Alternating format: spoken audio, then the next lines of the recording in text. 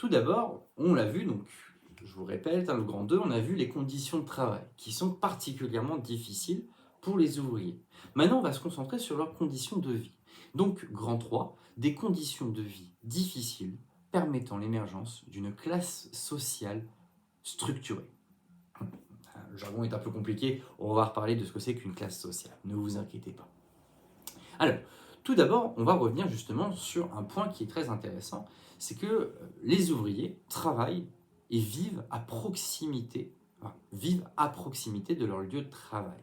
Et d'ailleurs, avec l'industrialisation, on voit apparaître des cités ouvrières, des cités qui sont tout entières construites autour des usines. Par exemple, l'usine Schneider, qui est construite dans le Creusot, donc dans le sud de la France. Donc, les ouvriers sont regroupés dans des mêmes quartiers qui deviennent progressivement des quartiers populaires. Donc, plusieurs caractéristiques de leur vie. Déjà, premier point, la vie de ces ouvriers tourne autour du travail. Ils vivent uniquement pour ça, on l'avait déjà dit, il n'y a que 7 jours sur 7 de travail, parfois 6 quand le dimanche est donné, on est chez des chrétiens quand même, et aucun congé, aucune vacance, c'est du non-stop, 365 jours par an, en enlevant certains dimanches. Donc déjà, premier point, on a une vie qui tourne autour du travail, uniquement. Deuxième point, c'est un travail qui ne permet pas de vivre de manière décente. En effet, il est rare les ouvriers qui touchent plus de 8 sous par jour. Alors déjà, c'est un salaire qui est journalier, vous ne gagnez votre vie que si vous travaillez dans la journée, et le salaire suffit à peine à nourrir votre famille et à payer le loyer de la location que vous occupez, enfin, du bâtiment que vous occupez.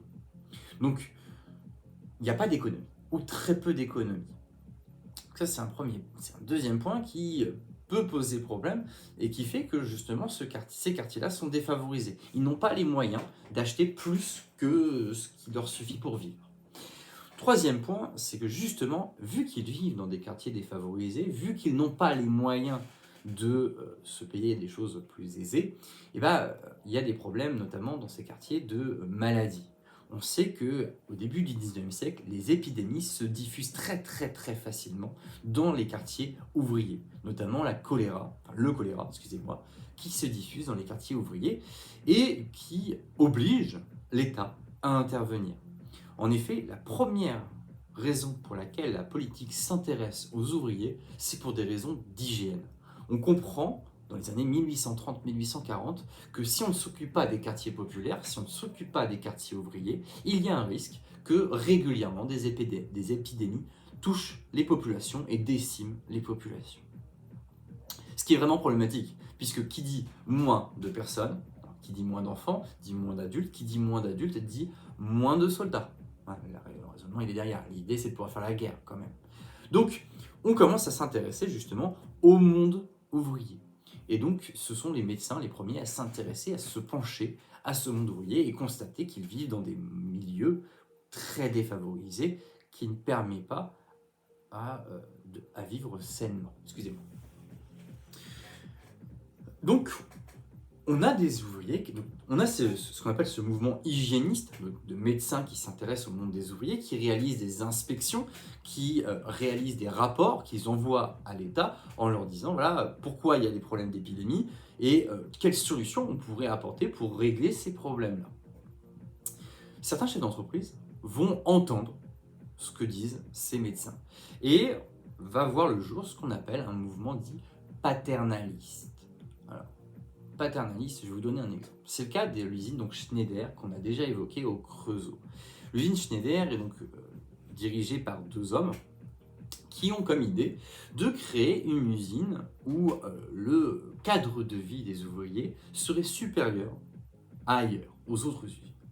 En gros, on construit une ville autour de l'usine. Et dans cette ville, on va donner des avantages à ceux qui travaillent dans l'usine. Par exemple, pour les familles avec des enfants, on va proposer des écoles, on va proposer des crèches pour gérer les plus petits, ce qui permet aux parents de se libérer du temps pour aller travailler. Ça permet également de former les petits à plus tard aller travailler dans ces usines. On va proposer également des épiceries avec des prix fixes, c'est-à-dire qu'ils vont être au plus bas pour permettre aux ouvriers de vivre. Et en échange, le patron demande à ce que les ouvriers soient fidèles à l'entreprise. En gros, qu'ils n'aillent pas voir ailleurs. Donc c'est du donnant-donnant. Je vous donne des meilleures conditions de vie. En échange, vous êtes fidèle à moi-même, à mon entreprise, et donc vous allez travailler pour moi. C'est un mouvement, donc, ce qu'on appelle le mouvement paternaliste, qui voit le jour au milieu du 19e siècle et qui va permettre je dis bien légère amélioration des conditions de vie ouvrières. Alors, ce qui est intéressant, c'est qu'il ne faut pas oublier que le monde ouvrier, ce n'est pas d'abord le pouvoir qui s'intéresse à eux. Ce n'est pas le pouvoir qui va fédérer les ouvriers. Ce n'est pas eux qui va créer la classe ouvrière. C'est les ouvriers eux-mêmes. Alors, une classe ouvrière, c'est comme on a parlé des bourgeois, c'est-à-dire que c'est des gens qui ont le même mode de vie, la même mode de consommation, et qu'on appelle une classe sociale. Donc on a la classe ouvrière, on a la classe bourgeoise, on a la classe, etc., etc., la classe moyenne également, etc. Donc là, la classe ouvrière. Ce qui est intéressant, c'est que cette classe ouvrière, elle a sa propre culture, premier point. Notamment pour 3 éléments. Déjà, ils vivent dans des quartiers qui sont tous similaires. Dans le nord de la France, par exemple, on a ce qu'on appelle les corons. C'est ces fameuses maisons en briques rouges que vous avez peut-être déjà vues, et les ouvriers vivent dans des maisons assez similaires les unes des autres. Deuxième chose, ils ont leurs propres activités.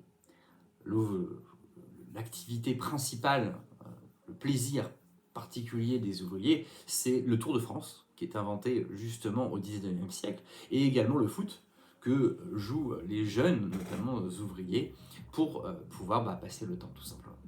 Et troisième point également, la musique, avec notamment un chant très populaire dont je vais vous donner une étude de cas, c'est l'Internationale, qui devient le chant de ralliement des ouvriers et leur permettant de se reconnaître, notamment dans le cas de figure des manifestations. Et ça, c'est le troisième point. Donc, on a vu des conditions de vie compliquées, on a vu un intérêt des politiques, on a vu une culture propre aux ouvriers. Maintenant, on va voir justement comment politiquement les ouvriers existent. Pour ça, déjà, on a un point très simple, les révoltes. Premier point, les révoltes. En effet, les ouvriers, la classe ouvrière, se révolte à de multiples reprises au 19e siècle. Notamment en 1848, en juin 1848, à la suite de la fermeture à Paris de ce qu'on appelle les ateliers nationaux. Ce sont des usines ouvertes par l'État pour régler une crise, notamment pour lutter contre le chômage, et ils ont été obligés de faire faillite, donc de fermer. Et les ouvriers, du jour au lendemain, plusieurs milliers d'ouvriers se retrouvent au chômage. Ils rentrent en révolte contre le pouvoir. Cette révolte est écrasée dans le sang par l'armée républicaine, notamment donc une armée gouvernée par le général Cavaignac, qui écrase les manifestants et tue plusieurs centaines d'ouvriers et en exile une centaine d'autres.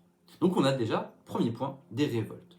Deuxième point, en 1864, Napoléon III, empereur, on en reparlera, donne le droit de grève. Le droit de grève devient toléré. Donc ça, petite nouveauté politique. Le 1er mai, journée de la fête du travail, est inventé en 1890. C'est-à-dire qu'on reconnaît en cette journée un droit aux ouvriers de ne pas travailler. Premier jour férié, en gros. Et d'ailleurs, ce qui est intéressant, c'est qu'un an plus tard, donc le 1er mai 1891, un policier malencontreusement tire sur la foule et la grève de Fourmi, le 1er mai à Fourmi, devient un drame avec plusieurs dizaines de morts suite à un mouvement populaire. Ensuite, dernier point, qui est tout aussi important, c'est l'ouverture de groupes politiques, notamment ce qu'on appelle les syndicats. Donc un syndicat, c'est une association d'entraide entre les ouvriers, comme la CGT, qui voit le jour en 1895. Bref, la condition de vie particulière des ouvriers entraîne la création d'un groupe social qui commence progressivement au XIXe siècle à exister politiquement et à jouer un rôle politique. Par exemple, en 1848, un premier ouvrier fait partie de la politique de l'époque.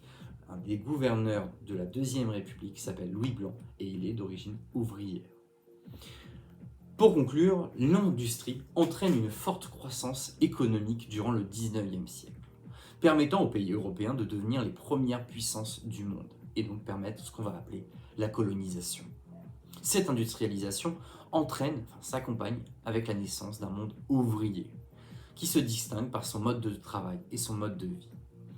Progressivement, ces ouvriers s'organisent en classes sociales ayant des revendications politiques. Voilà, J'espère que vous avez tout compris. Ce chapitre s'arrête donc là. Je vais vous donner donc en plus de ces vidéos des activités. Surtout n'hésitez pas à me poser des questions sur École Directe si vous avez des problèmes de compréhension, notamment des mots de vocabulaire. N'hésitez pas également à aller faire des recherches de votre propre côté. Je vous joins donc les activités avec les vidéos et je vous souhaite donc bon courage. Donc n'hésitez pas à revoir plusieurs fois les vidéos pour bien vous imprégner du cours. C'est pratique, c'est l'avantage de la vidéo. Et surtout, n'oubliez pas, je vérifierai les cahiers. Donc il faut que le cahier soit complet, que vous ayez bien pris en cours, le cours en notes, donc introduction, grand 1, grand 2, grand 3, et là la conclusion que je viens de réaliser. Voilà, donc bon courage à tous, et je vais voir pour peut-être vous mettre encore une vidéo pour qu'on ait le temps de commencer un nouveau chapitre. Bon courage à tous.